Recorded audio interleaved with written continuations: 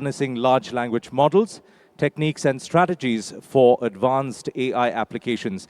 Learn how open source large language models can enhance efficiency and innovation through fine-tuning. Short learning and retrieval augmented generation. We have two speakers with us from Dell Technologies R&D. I'd like to introduce you to Deepika Krishnaiah. Deepika is a principal software engineer at Dell R&D with 13 years of industry experience. She has a diverse background ranging from game development and server management to high-performance computing. Joining Deepika on stage is Karan Singh, software engineer at Dell Technologies. Karan has completed his MTech from IIT Delhi. He has worked on Golang, Kubernetes, and microservices and developed AI applications to help achieve automation of various test processes. Please welcome Deepika and Karan.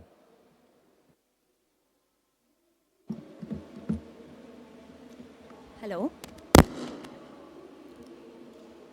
Okay. Hello all. Good evening.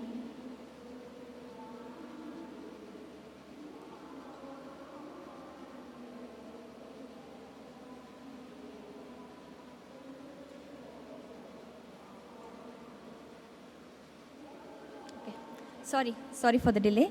Okay, we just heard the introduction of myself and Karan, and apologies, Karan could not share the stage with me today. So we'll first begin with the agenda of the day. You all have been hearing about the word LLM from morning, I know from yesterday at least. So we'll just introduce about what is an LLM, what are the challenges in implementing the LLMs, and then we'll walk through a few techniques which we can use to enhance the capabilities of the LLMs. So I'll mainly concentrate on few short prompting and RAG pipelines. Then we'll have a very quick overview of LangChain and LangGraph. To begin with, what is an LLM? So we've been hearing this. So LLM is nothing but an artificial intelligence model, which is basically designed to process and to generate human-like text so that it can understand and process the natural language. The main machine learning behind this LLM is deep learning techniques with a neural network architecture called transformer. Now, when LLMs are so useful, what are the difficulties we face in implementing these LLMs? The first and foremost is the cost efficiency. The deployment and the management cost of these LLMs is very high. So it becomes very difficult for small businesses to accommodate these costs. Then coming to the accuracy. So when we come to the responses of an LLM, we expect the responses to be accurate and reliable, and there shouldn't be any unethical or inaccurate responses. But the main problem with these LLMs is that they hallucinate, meaning they create fake data when they are unable to produce accurate results. Then the next challenge is the currentness. So when you have a LLM, you cannot use a general purpose LLM. You need a specific LLM to cater to your requirements. So the contextual awareness and also the currentness, meaning you would have trained your LLM with some set of data and your offers and services would have changed. Now with these changes, the LLM should be able to cater to the changing environment. So this is a major challenge when you are using LLM. Then comes the safety and security. As you all know, the security is the basic thing for any user application. Now, these LLMs can be manipulated very easily with malicious inputs. Thus, the responses might be inaccurate and also unethical. Also, there are chances like users might input the confidential data to the LLMs in order to increase their productivity. So as a result, these LLMs use this data to model and train. Now, when another user requests a query to the LLM, it might provide this confidential data as response. This is definitely a security breach. So in order to overcome this, we need different techniques, or we have different techniques to reduce these challenges. So we'll just walk through a few of the challenges. The first one is few shot prompting. Now, as you all can see here, few-shot prompting is a technique where a small number of examples is provided within the input prompt to a LLM so that it uses this and trains itself and increases the performance for a specific task. So here we are talking about contextual LLMs and not about general purpose LLMs. Now, we'll just walk through how the few-shot prompting technique works. So as you all can see here, it involves multiple steps. The first step is context setting. So in this step, the input-output relationship is provided to the LLM as input. So as you can see in the example, here the example 1 has an input. What is the capital of a country like France? And the output says the pattern it expects as a response, that is Paris. So multiple examples are provided to the LLM as input. So in the second step, which is the task definition step, the LLM trains itself to provide the response as set up in the example context. Now, in the third step, when a new query is provided to the LLM now knows based on the pattern set by the examples, it provides the response in the same format. So as you all can see here, when a new query is given, like what is the capital of Italy, the model is now expected to complete the response with the answer Rome. So this is about few-shot prompting. Now, why do we need few-shot prompting? The major advantage is the task adaptation is very easy. Now, one major challenge with LLMs is that it requires fine-tuning. So fine-tuning, again, you'll have to retrain the data. Again, utilize the enormous data set. But with few-shot prompting technique, this can be overcome. So only a handful of examples is provided to the model, and then the required responses received. Similarly, the minimal data requirements. The enormous data set with which the LLM is already trained need not be repeated with the updated data set. Instead, only a handful of examples is provided and trained. So this is a major advantage of few-shot prompting. Then comes the versatility. So versatility, it should be adaptable in different industries for different use cases. So few-shot prompting is very useful in text summarization, text classification, question answering. So in all these applications, this can be used. Now let's come to RAG pipeline with respect to the in-context learning. So when we say in-context learning, so here in this RAG, which is nothing but retrieval, augmentation, and generation, we use a combination of in-context examples with relevant external data dynamically. So these relevant external information is retrieved dynamically. So training or retraining requirement is got rid of. Now let's learn how to do this RAG pipeline at a very high level. So I'll walk you all through different steps which can be performed.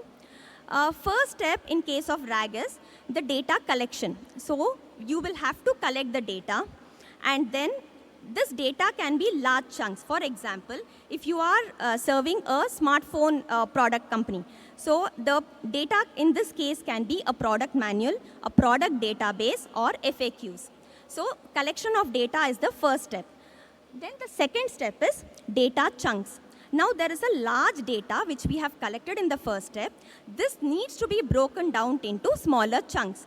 For example, if you have provided a manual, a product manual of size 50 to 100 pages, this can be divided into smaller different sections where each section is potentially capable of answering multiple customer queries. Once the data is broken into small chunks, the next step begins, which is the data embeddings. So data embeddings is a process of transforming the text into the numeric representation or the vector representation. So the system becomes aware to compare the text with respect to its meaning rather than the word-to-word comparison. So data embedding is a very important step in RAG. Then comes the user query. Now, whenever a user query is input to the model, this user query is also transformed into chunks, and then it is transformed into a vector representation. The advantage of this is there is a data chunk, the information chunk with a vector representation called the data embedding, and we also have the query embedding. So the comparison between these two happens at the system level. Now once these two comparisons are done, the entire augmented data is provided as input to the LLM. Now the LLM generates a response based on the comparison and based on the match between the data chunks and the information chunk it has received. So here we are combining the capabilities of the LLM with what it is trained and also the external data. Now there are different components in RAG. So as you all can see, these are the different components present in a RAG technique. So here I walked you all through most of them. One important thing is the retriever and the re-ranker.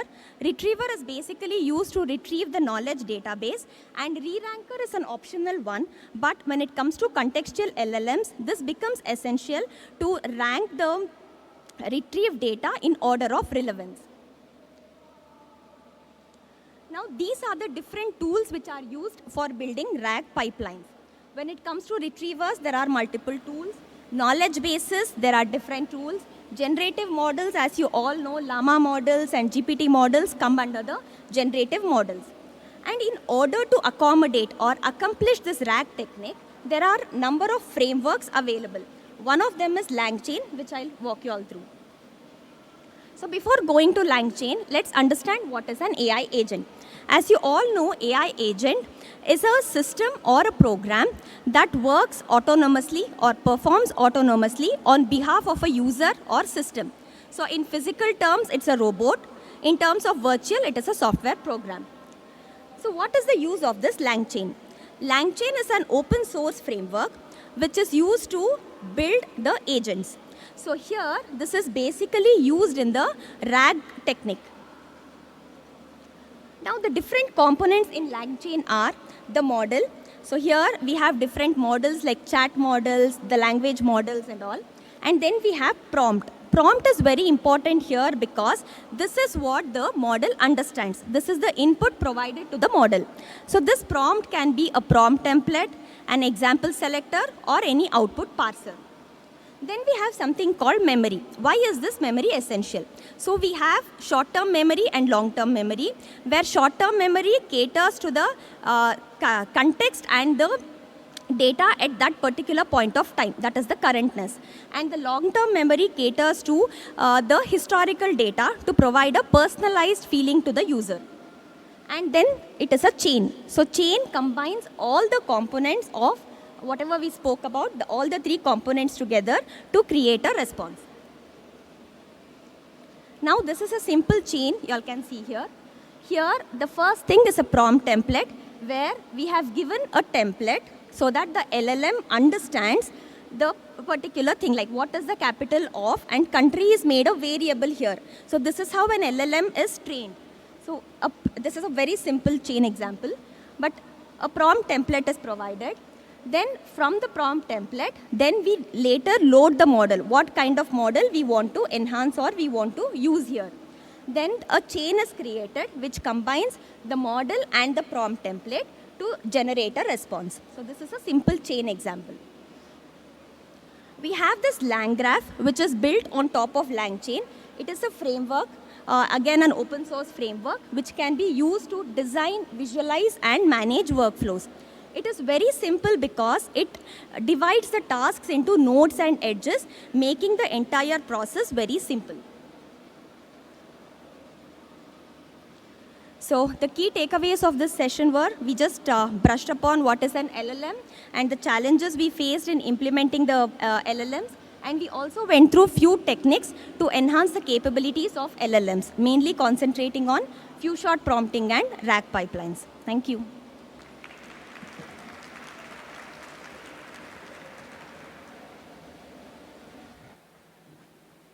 I'd like to thank you for that interesting presentation. I'd like to invite Jayashree Sridhar and Vasundhara to please present a small token of appreciation to Deepika Krishnaya.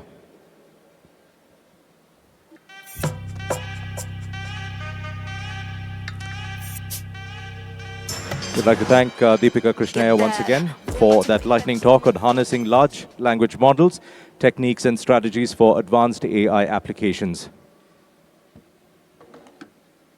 Get that 10 toes in, can you feel that?